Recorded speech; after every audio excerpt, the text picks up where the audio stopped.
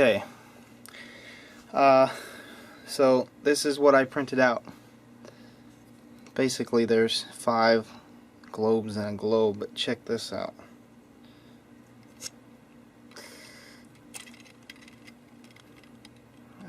Look how cool that is.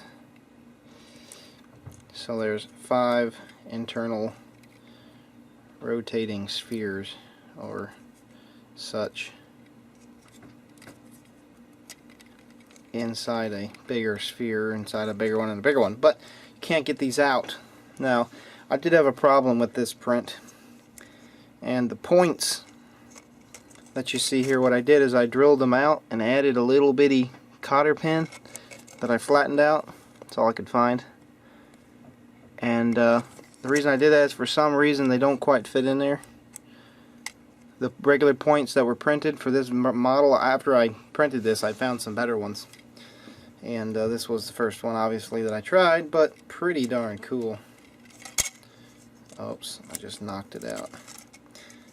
But anyway, if you do print this,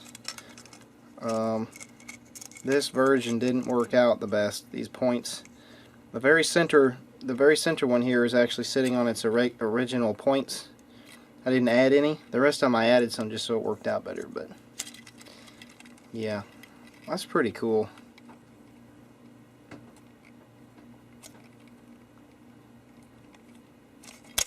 Oh, slippery.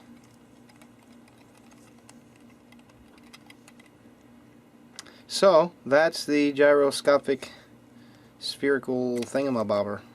Pretty darn cool.